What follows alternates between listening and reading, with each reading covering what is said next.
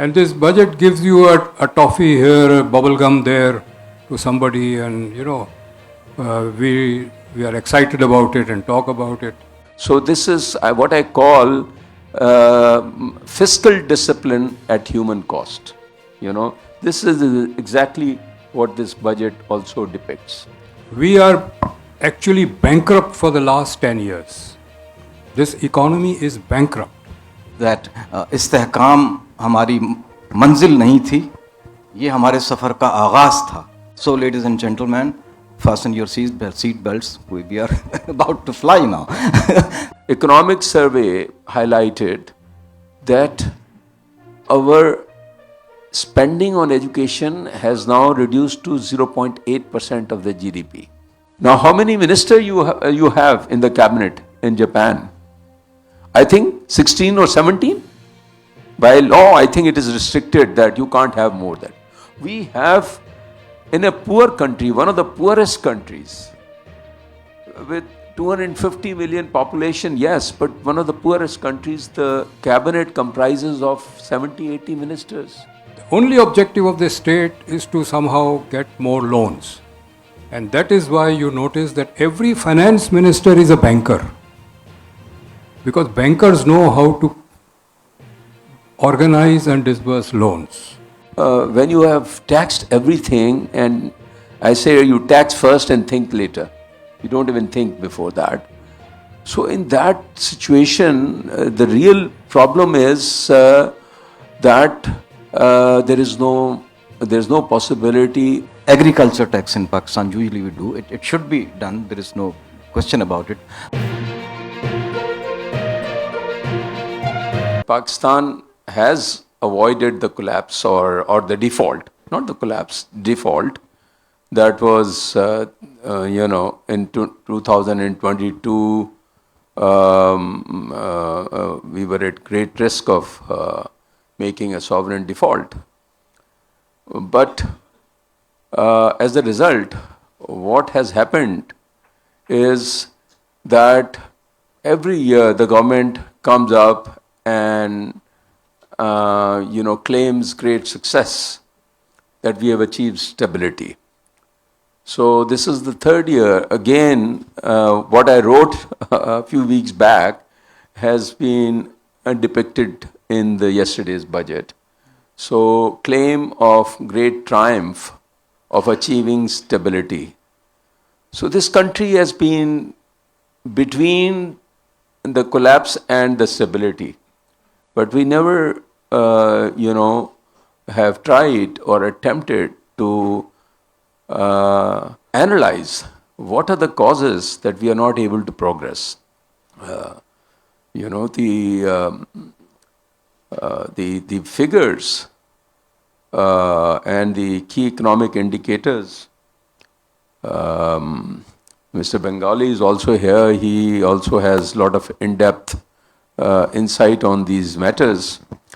But our state of human development is most concerning. We are one of the worst countries, I would say, in terms of our learning outcomes, education, health.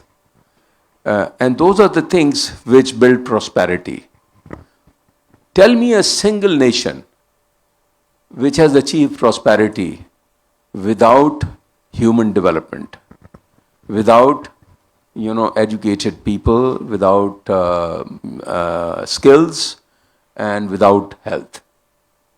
There is not a single country in today's world or in last 200, 300 years or 500 years of history that you will find. Now, what has happened? Last 3-4 years in this IMF program, this claim of stabilization is basically that our fiscal deficit has gone down. There is now current some surplus on what is called primary surplus, an overall deficit which had deteriorated to 8%, 9% or even 10% has been reduced to less than 4% or 3.5%. So fiscal discipline has been achieved. This is a success, I must concede.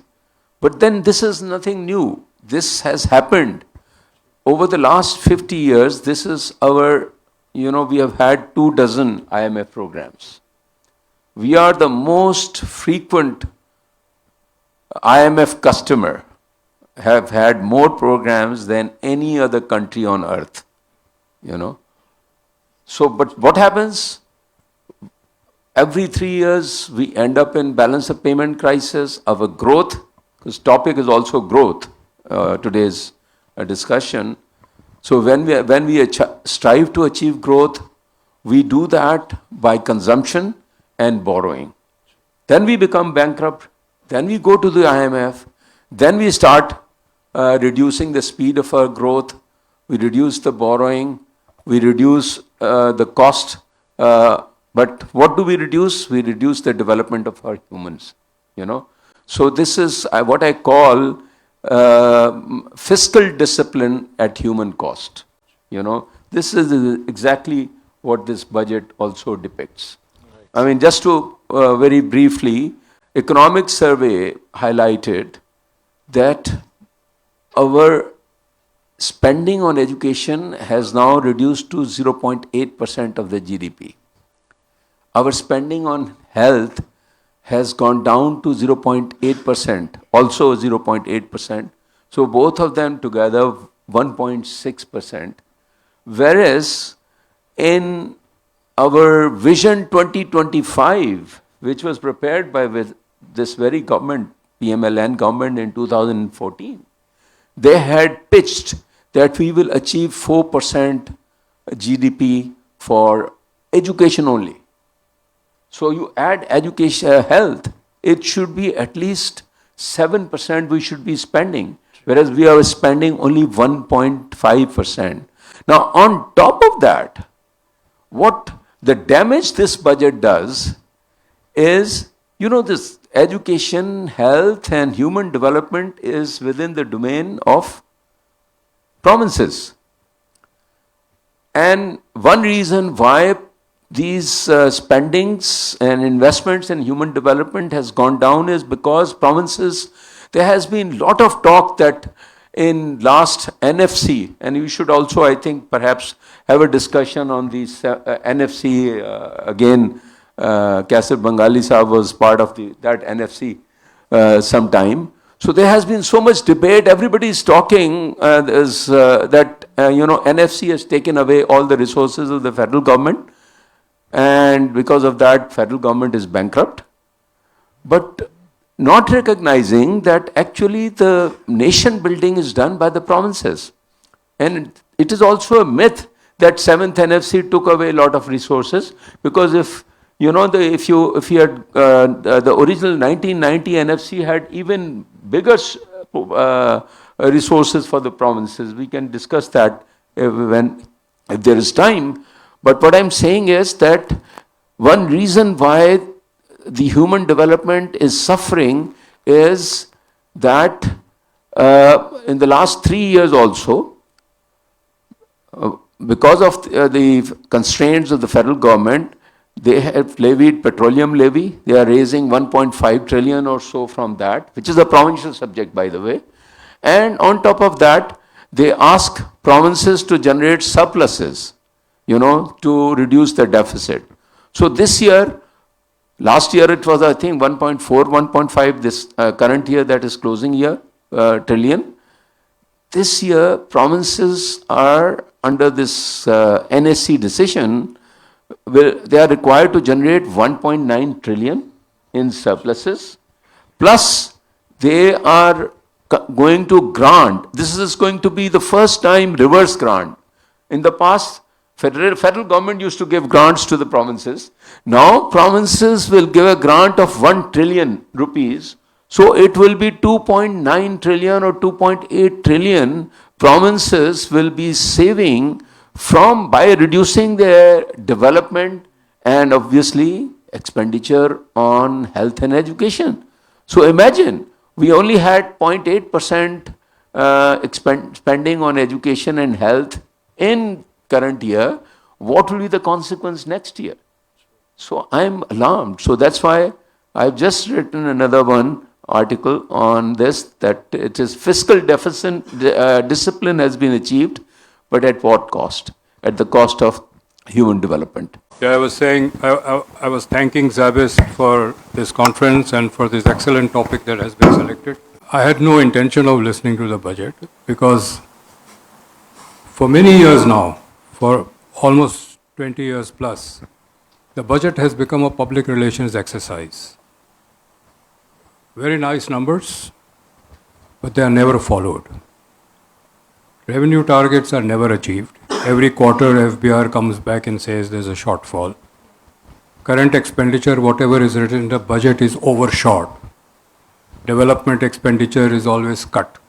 It's a routine story, and this budget gives you a toffee here, a bubble gum there to somebody, and we are excited about it and talk about it. It's meaningless. I think what Asad Ali Shah just said is shocking. Although I am aware of the numbers that he was citing, but it still shocked me, hearing him. And it should shock you. We are actually bankrupt for the last 10 years. This economy is bankrupt. Bankruptcy की definition यही है कि if I take a loan and I cannot pay back, I am bankrupt. Pakistan cannot pay back its loan, and now it is only taking loans to repay loans. The entire objective of the government is to obtain loans. So your question was about what to do about poverty. Reducing poverty is not an objective of the state anymore. And I use the word state, not just government. Any government that comes. Economic development, industrialization, employment generation, poverty reduction, improving education, health conditions, these are not the objective of the state. The only objective of the state is to somehow get more loans. And that is why you notice that every finance minister is a banker. Because bankers know how to organize and disburse loans. The job of every finance minister is just to get loans. This is what we are doing. Okay, this is the state of affairs. Two deficits define the entire crisis. One is the budget deficit, the other is the trade deficit, the international trade deficit. The budget deficit is revenue minus expenditure. You can cover the deficit either by raising revenues or by reducing expenditures. We are consistently trying to raise revenues. In fact, that's the only function of the government, is to raise revenues from wherever, even by force. So actually the whole revenue generation exercise has become an extortion exercise. People's CNIC is blocked and whatnot, other measures are taken to somehow. The economy is very weak. Industries are closing down. Agriculture is declining to the extent that when once we were exporting raw cotton, today we are importing cotton for our textile industry. Pick up any textbook. All of you economics students here will know that when an economy is in a recession, is low, you reduce taxes, you don't increase taxes. That's the textbook formula. We are killing the economy by raising taxes. So revenue generation is out. The only way the deficit can be reduced is by reducing expenditure. Till 2003, for every 100 rupees of revenue, our expenditure was about 125, 130. Today, for every 100 rupees of revenues, our expenditure is 230. A 25-30% deficit has become 125% deficit. This cannot go on. Even our household expenditure, we can't do this forever. 1 year, 2 years, you can go get loans, you can sell some of your assets or whatever you can do. But we've been doing this for 25 years plus. It's not just now. We're doing it for 25 years plus. And this is how the government every government, any government, plans to run the economy. So expenditure has to be reduced, and they will say there's no scope for reduction. That is not true. The Prime Minister made a mistake of making me a member of the austerity committee in 2004. And as a member of that committee, I had access to data, and Finance Ministry gave me all the data that was there for. And I prepared a report which I submitted to the austerity committee. They asked me to prepare it. 17 ministries are useless. They are actually doing no work. Every ministry, every division has attached departments with it. For example, the Interior Ministry has Nadra as an attached department. So there are a lot of attached departments. There are 60 attached departments which are again useless, doing no work, just drawing money from the budget. Well, I'll give you one amusing example. There is a Pakistan Gems and Jewellery Development Corporation, and there is a Pakistan Gems and Jewellery Development Authority, do idare. They all have grade 22 director generals, they have offices around the country, they have cars, vehicles. Look at the data. Pakistan's gems and jewellery manufacturing is 0.03%. Export, not even mentionable. And yet, there were members of that committee which defended. They said, look here, India is earning so much from gems and jewellery, we can also do it. And I used to tell them, you don't create a government bureaucracy to generate exports. You have a good macroeconomic framework with lower taxes, lower electricity costs, lower cost of doing business, and people will come and manufacture it themselves. You don't need a government bureaucracy to do something, but this is what they are doing. Having talked about the civil side, I also want to say that it is time that defense expenditure is reduced. We cannot keep quiet about defense.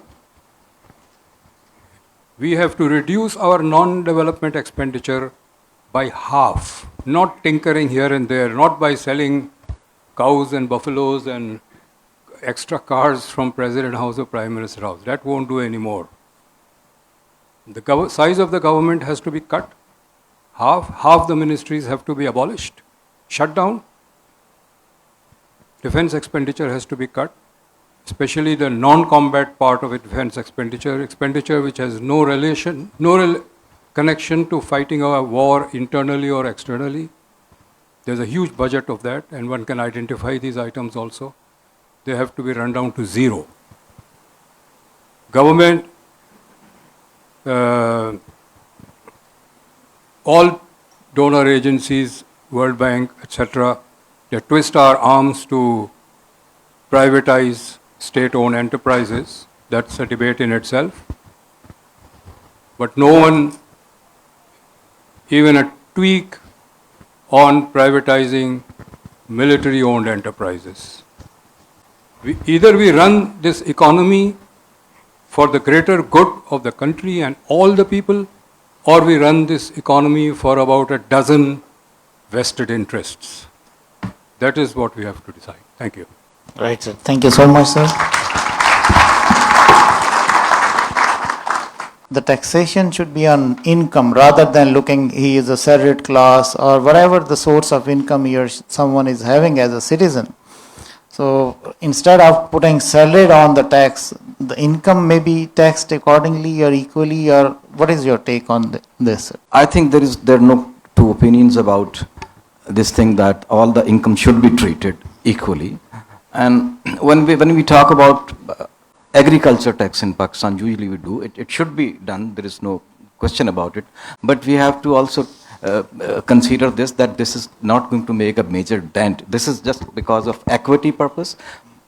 Altogether, different estimates, they show that the total, maybe the potential would be 600 to 800 billion rupees, which is not that much, but at least it will serve the purpose of equity that all the income should be. But as Dr. Kaiser said, that the focus of our fiscal policy should have been on expenditures, reduction in expenditures, not on what we call a predatory taxation, that you tax, and you tax. Just to give you one example, I was just crunching some number from last night's budget. They talk about austerities. We have heard from Dr. Kaiser what kind of austerities there, but they usually say that our hands are tied with the debt servicing. So I separated the debt servicing from current expenditure. So the result is that there is an increase in the previous year 16.5% in current expenditure, excluding debt servicing. So while if you say the inflation was 6.2% or 3%, so still there is a real increase in current expenditure. And for the next year, for the 26-27, they have 17% increase in current expenditure, excluding debt servicing. So that shows how serious they are on reducing their. So we have, there are some good things. We have, government is claiming that the stabilization has been achieved. And I quote in Urdu from his speech yesterday that istehkam hamari manzil nahi thi, ye hamare safar ka आगाज था. For you, he said the stabilization was not our destination. It was the starting point of our journey towards development. So, ladies and gentlemen, fasten your seat belts. We are about to fly now. So, the next point is that how this stabilization was achieved. First of all, when we talk about fiscal stabilization, we know that it has been achieved through predatory taxation, that you tax whatever, who is in your net, and put more and more burden on that. And we don't see any improvement in expenditure. When we talk about external balance, so has it been achieved through export growth? Not. Similarly, my point is that the stabilization should not be confused with prosperity. Because whatever fiscal stabilization we have achieved, it has cost as well. And cost is human capital cost. Cost is like the purchasing power parity has reduced, household incomes have gone down, wages are sticky, real wages have gone down. So the utilities and energy prices all are going up. So these are the cost. So, and it has human cost as well. And the next point about competitiveness, I think when you see the textbook definition that what are the ingredients of competitiveness, maybe it's about cost competitiveness, trade competitiveness, productivity. So we see some, in this budget that they have removed some irritants in taxation, but overall when we talk about energy like electricity, gas, logistics, transportation, taxation, we don't see that this budget is going to do. And last point is that, as Dr. Kaiser said, that the budget is an exercise, kind of that every year they have to do, they are doing, but if the budget is not part of a medium-term or long-term strategy, so we cannot expect that it will going to contribute towards sustainable development. One of the fundamental problem with our country is, and I would also say with the IMF programs, that they think the solution to every problem is taxation, tax, and more tax. We have one of the highest, perhaps the highest tax rates. You know, when you add on 29% corporate tax, in the case of businesses, it is even higher, 33%. Then on higher income, 10% super tax.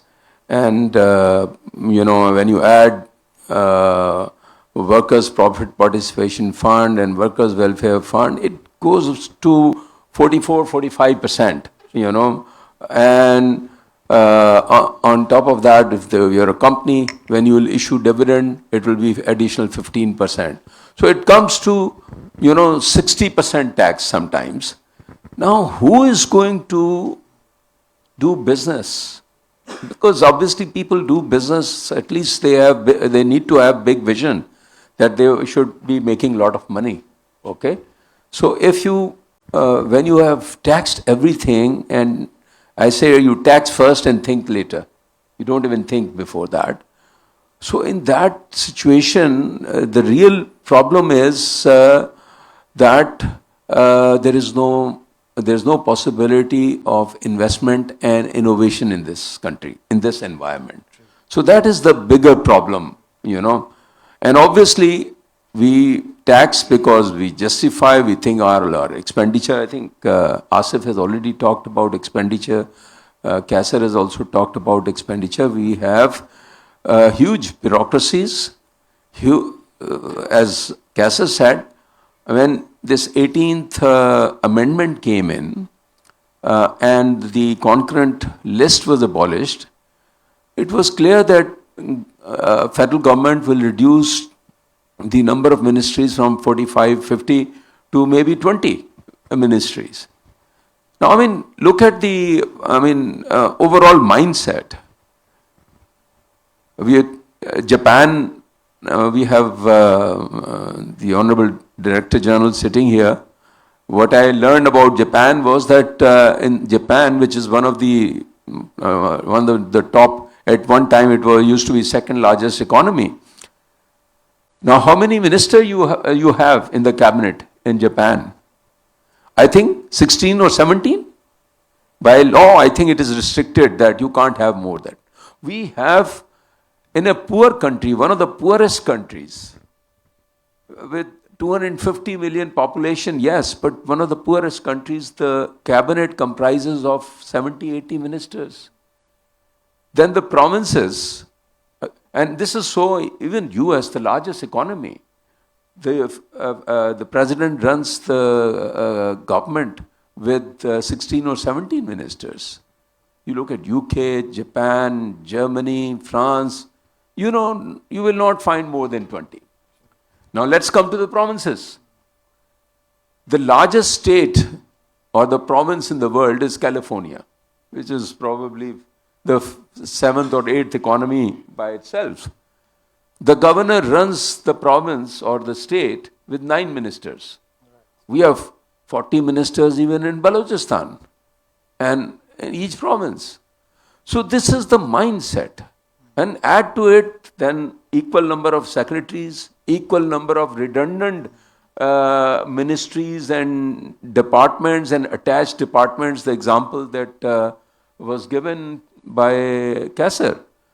So I don't just simply understand, why don't we think of cutting down all of that, reducing the expenditure, and create an environment where our business becomes competitive and attract capital, and there are many examples. Let me give you an example of Ireland, for instance. Now, Ireland was a country which was called sick man of Europe in 1980s or 90s. So what did they do? They did a very drastic, very innovative and out-of-box thing. At that time, the corporate tax rates in most of the Europe used to be, in 30s or 40%. Now they have all reduced to 20, 22%. They cut down the corporate tax rate to 12.5%. And in some cases, even 7.5%. So what happened? All the big corporations, the pharmaceutical industry, the Googles of this world or Microsoft, Procter & Gamble used to be my client, Procter & Gamble, all of these companies shifted their head offices and their operations to Ireland. And Ireland today has one of the highest per capita income.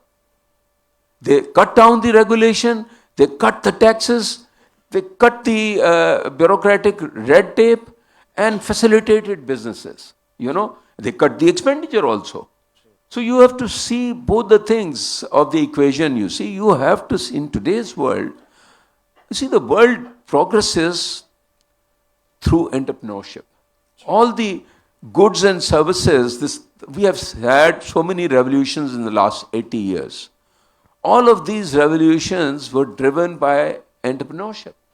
You know, whether it is computers, PC revolution, internet revolution, these cell phones, and now this AI. Look at the value of these companies. I mean, this one person, Elon Musk, is today worth $800 billion. He's going to be with this, I think yesterday or today, it was the SpaceX IPO.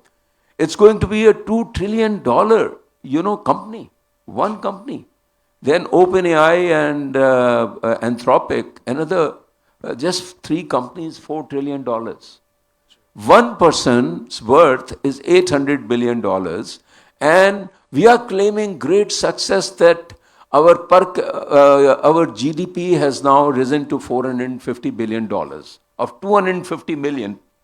So one person's wealth is twice that of the entire nation, 5th largest nation. So we have to think where the world is and where we are, and how these countries have progressed. You know, we are unfortunately still living in 70s and 80s, Our mindset has not changed. So the most critical aspect is we have to think different. Our savings rate are very low. People, 80% of the people don't have enough to save. So saving is not an issue. We can talk about these numbers and go over them, but I think all 3 of us have basically said how bad things are. But it's not enough for us to just say how bad things are and go away. I think we have a lot of young people here, students. Your whole career is ahead of you. This country has a lot of potential. We are more resource rich than India is. We can reduce unemployment and poverty to less than 5% in 20 years if we start today. We have the capacity to do it. And I'm saying this in my professional capacity with full responsibility. In 5 years, we can put all kids in school, all kids in this country. It's possible, it's doable. Worked out methods that this is doable. The thing is, are we challenging what is happening on a year-to-year, day-to-day basis? The circular debt is a major, ek phanda hai hamare gale mein, which is bearing down the economy. It didn't appear out of nowhere. It didn't appear because we didn't know what was happening. Asif and I, we were both part of the Social Policy Development Center. And from 2001, we have been producing database reports, and I have been talking all over the place of the dangers of the energy policy that they were following. So it's not that they can say we didn't know. No. By 2018, everybody was saying this policy is a failure. The policy of how we brought in the IPPs and how we pay them, etc., take or pay, take and pay, etc. And yet in 2018, they set up 2 power plants on the same basis. It had become very apparent that this policy that they had been following for about 30 years has created a disaster, and yet they did that. The question is, are you, all of you, addressing all of you individually. Are you following what's happening in the country and raising your voice when you think something is not going well? If not, then you are paying the price today and you will pay the price tomorrow also. All governments in the world respond to public pressure. All governments. If you put up a government, there are a bunch of ministers and a bunch of generals in a room, they will of course do what benefits them, unless they are afraid that the public will catch them by the collar. In this country, we don't catch them by the collar. We are not alert.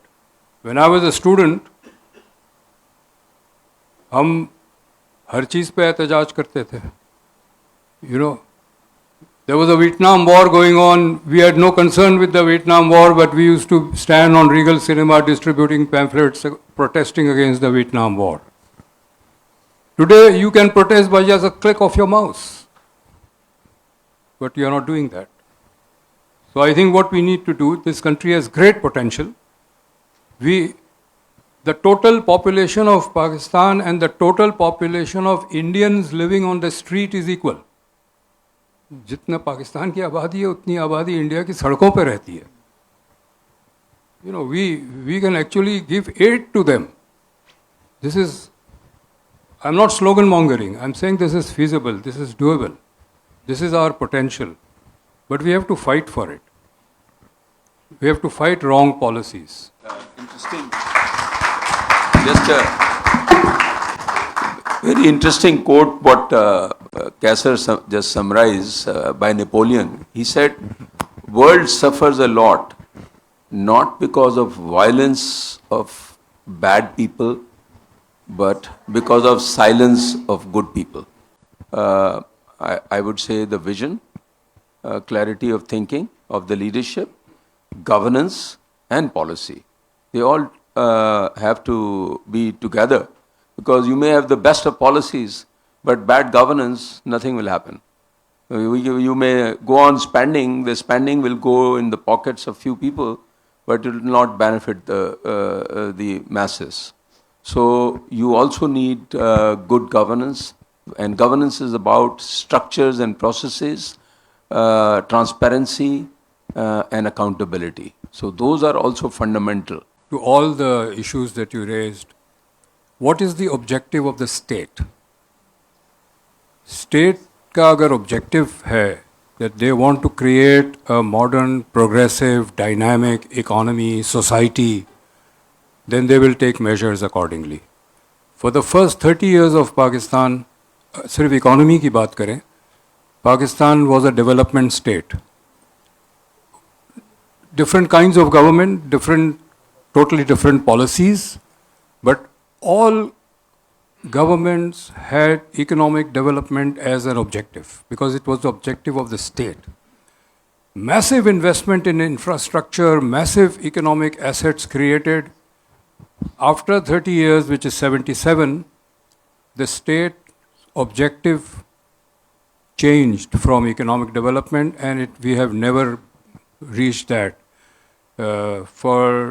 Throughout the 80s, our objective was jihad, taking it right up to Moscow and liberating the Russians from the menace of communism.